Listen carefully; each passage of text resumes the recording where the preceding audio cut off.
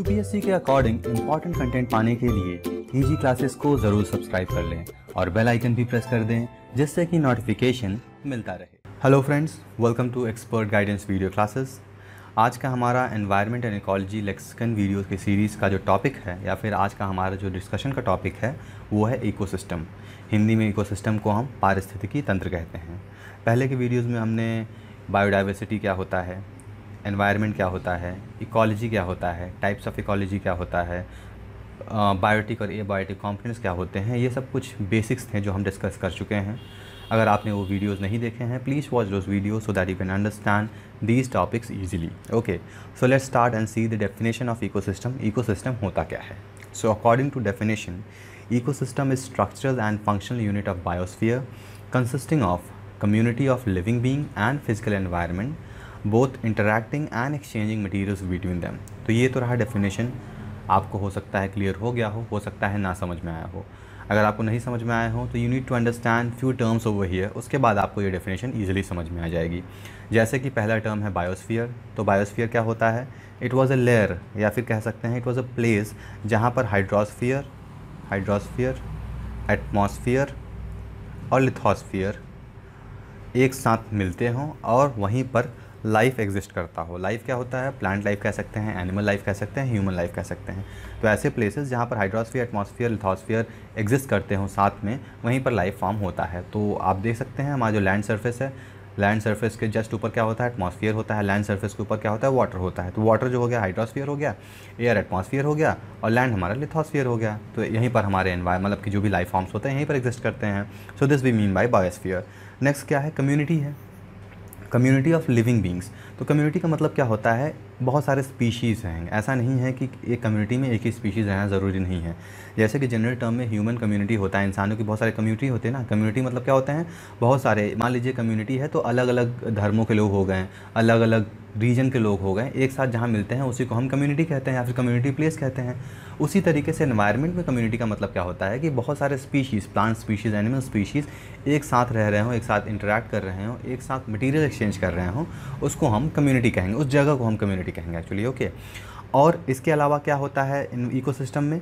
Physical environment. Physical environment में क्या आ जाएगा हमारा? फिजिकल यानी कि जैसे कि टेम्परेचर, प्रेशर, एयर, ये सब हमारे फिजिकल एनवायरनमेंट का पार्ट है। इवन सॉइल भी हमारे फिजिकल एनवायरनमेंट का पार्ट है। और यहाँ पर क्या हो रहा है? तो कम्युनिटी और फिजिकल एनवायरनमेंट, बायोस्फीयर हो, यहाँ पर हो क्या रहा है? इंटरेक्शन हो रहा है और एक्सचेंज हो रहा है। किसका? मटेरियल्स का हो रहा है। ठीक है, तो वही हमारा इकोसिस्टम हो जाएगा। तो अगर हम अब फिर से डेफिनेशन देखें तो अब आपको शायद ईजिली समझ में आ जाएगा। So environment is structural and functional unit of biosphere consisting of community of living being and physical environment both interacting and exchanging materials between them. यानी कि इकोसिस्टम जो है वो बायोस्फीयर का स्ट्रक्चरल और फंक्शनल यूनिट है जिसमें कम्युनिटी होती है किसकी? लिविंग बींग्स की और फिजिकल एनवायरनमेंट की। और इन कम्युनिटीज़ में या फिर लिविंग बींग और फिजिकल एनवायरनमेंट में मटेरियल का एक्सचेंज और इंटरेक्शन होता है। उसी जगह को हम इकोसिस्टम कहते हैं। अब आपको इकोसिस्टम का डेफिनेशन समझ में आ गया होगा। अगर नहीं समझ में आया होगा तो विल सी वन डायग्राम, उससे आपको इकोसिस्टम का कॉन्सेप्ट जो है थोड़ा विजुलाइज हो जाएगा और क्लियर हो जाएगा।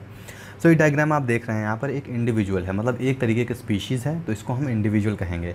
ये कोई ज़रूरी नहीं है यहाँ पर एक हिरन का या फिर डियर का एग्जांपल दिया है। You can take any species. यहाँ पर बफलो भी हो सकता है, काऊ भी हो सकता है, एक बर्ड भी हो सकता है, एक प्लांट भी हो सकता है, एक ह्यूमन भी हो सकता है। Any single individual would be call an individual. Individual का मतलब अकेला। उसके बाद उसी इंडिविजुअल के बहुत सारे लोग हो गए तो उसको पॉपुलेशन कहते हैं। जैसे कि हम ह्यूमंस होते हैं, अगर कई लोग एक ही साथ रह रहे हैं या फिर एक ही जगह पर रह रहे हैं, मैं नहीं कह रहा हूँ एक घर में रह रहे हैं, बट एक ही एरिया में रह रहे हैं, तो that would be called as human population. Next is community.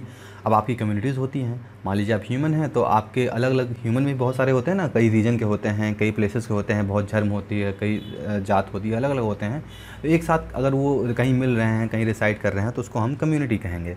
अब इनको हम ओवरऑल अगर हम इंटरेक्शन इनका देखेंगे तो किसी भी एक प्लेस में जो इंटरेक्शन हो रहा है उसको हम इकोसिस्टम कहते हैं। और एक ही तरीके के बहुत सारे इकोसिस्टम हो गए तो उसको हम बायोम कहते हैं, ये हम पहले समझ चुके हैं। और ओवरऑल बायोम को हम बायोस्फीयर कहते हैं, जो कि हमारा अर्थ है। Earth is our biosphere. Okay, अब हम इकोसिस्टम के कंपोनेंट्स देख लेते हैं। तो पहला कंपोनेंट इसमें है एबायोटिक कंपोनेंट, दूसरा है बायोटिक कंपोनेंट्स। एबायोटिक कंपोनेंट्स क्या आ जाएंगे? क्लाइमेट आ जाएगा, एडाफिक आ जाएगा। अब क्लाइमेट में क्या आता है? रेन, लाइट, विंड, टेम्परेचर, ये सब क्लाइमेटिक कंडीशंस होती हैं। ज्योग्राफी वगैरह में आपने पढ़ा होगा, सीज़न जो होते हैं, वेदर होते हैं या फिर क्लाइमेट चेंज होते हैं, उसके कंपोनेंट या फिर उसके जो कारण होते हैं वो यही सब होते हैं। रेन होते हैं, सनलाइट हो गया, विंड या एयर हो गया, और टेम्परेचर हो गया। इन्हीं के चेंजेस, इन्हीं के ऑल्ट्रेशन की वजह से हमारा सीज़न, क्लाइमेट या फिर वेदर में चेंजेस आते हैं। नेक्स्ट एडाफिक फैक्टर, ये इकोसिस्टम के ही पार्ट हैं। एक इकोसिस्टम में ये कंडीशंस अलग होंगे, दूसरे इकोसिस्टम में हो सकता है कंडीशन अलग हो। मान लीजिए कहीं पर एक्वेटिक इकोसिस्टम है तो वहाँ पर ये जो टेम्परेचर है पानी का अलग होगा, वही लैंड इकोसिस्टम है तो लैंड का टेम्परेचर अलग होगा, वहाँ पर हवाएं अलग तरीके की बहेंगी। मतलब ये सब फैक्टर्स जो होते हैं वो अलग अलग होते हैं अलग अलग इकोसिस्टम में। Fine. Next is edaphic. Edaphic is part of abiotic component. इसमें क्या हो जाएगा, soil, pH, minerals and topography. Topography आपने पढ़ा होगा, जैसे लैंड सरफेस है, कहीं पर अप होता है, कहीं पर डाउन होता है, कहीं वैली होता है, कहीं माउंटेन होता है, कहीं प्लेन होता है, कहीं प्लेटू होता है, तो उसी को हम टोपोग्राफी कहते हैं। तो ये भी एक इकोसिस्टम का फैक्टर है। मिनरल्स जैसे नाइट्रोजन हो गया, फास्फोरस हो गया, सल्फर हो गया, कोई भी सॉल्ट हो गए, वो सब मिनरल्स होते हैं जो सॉइल्स में प्रेजेंट होते हैं। पीएच क्या होता है, पीएच होता है किसी भी कंपोनेंट का, किसी भी सॉइल का, वाटर का, किसी में एसिडिटी मेजर करता है, मतलब वो कितना एसिडिक है। ये 0 से 14 के स्केल के बीच होता है। सो pH measure the acidity of soil. और सॉइल तो हमारा एक कंपोनेंट है ही है। सॉइल में हमारे बहुत सारे प्लांट्स ग्रो करते हैं, ट्रीज ग्रो कर सकते हैं, तो soil is also very important part of ecosystem. अब हम बात करें बायोटिक कंपोनेंट्स में, तो बायोटिक कंपोनेंट्स में प्रोड्यूसर्स आते हैं, कंज्यूमर्स आते हैं, डिकम्पोजर आते हैं। प्रोड्यूसर यानी कि ऑटोट्रॉफ, कंज्यूमर यानी कि हेटेरोट्रॉफ, डिकम्पोजर यानी कि सेप्टोट्रॉफ। अब कंज्यूमर में भी बहुत सारे पार्ट्स होते हैं, primary consumer, secondary consumer, tertiary consumer, quaternary consumer या फिर ऑमनिवोरस। इन सारे के हम इंडिविजुअल वीडियोस मैंने बना रखा है। आपका प्रोड्यूसर क्या होते हैं, कंज्यूमर क्या होते हैं, डिकम्पोजर क्या होते हैं, सबका एक सेपरेट वीडियो है। You can watch this video to understand them in detail. यहाँ पर मैं फ़िलहाल आपको शॉर्ट में बता देता हूँ। ऑटोट्रॉफ क्या होता है, ऑटोट्रॉफ यानी कि सेल्फ प्रोड्यूसर या फिर अपना खाना जो स्वयं बनाते हों। हेटेरोट्रॉफ क्या होते हैं, कंज्यूमर होते हैं। तो ये जो ऑटोट्रॉफ ने अपना खाना बनाया हुआ है खुद का, तो कंज्यूमर इन्हीं के ऊपर फीड करते हैं और अपनी एनर्जी जो होती है रनिंग, बॉडी को रन करने के लिए एनर्जी यहाँ से वो प्राप्त करते हैं। Next is decomposer. जब ये कंज्यूमर्स या फिर हेटेरोट्रॉफ का डेथ हो जाता है या फिर मर जाते हैं, तो इनको नेचर में वापस लाने के लिए डिकम्पोजर्स, कुछ माइक्रो ऑर्गेनिज्म होते हैं, बहुत छोटे छोटे ऑर्गेनिज्म होते हैं, इनको ऊपर फीड करते हैं और इनको कन्वर्ट कर देते हैं सॉइल के मिनरल्स फॉर्म में। फाइन। अब ये कंज्यूमर और हेटेरोट्रॉफ कई टाइप्स के होते हैं, primary consumer, secondary consumer, tertiary, quaternary. ये सबको आप सेपरेट वीडियोस बना हुआ है, सबको आप देख सकते हैं। यहाँ पर मेजर जो आपको कॉन्सेप्ट समझना था बायोटिक कंपोनेंट्स में, यही प्रोड्यूसर, कंज्यूमर और डिकम्पोजर था। Okay, so I hope this makes the concept of ecosystem very much clear to you. If you have any doubt, you can always write down in the comment box. और अगर आपको लगता है किसी topic पर special video बनाना चाहिए, please write down in the comment box. Thank you for watching. See you in next video with new concept. Till then, goodbye.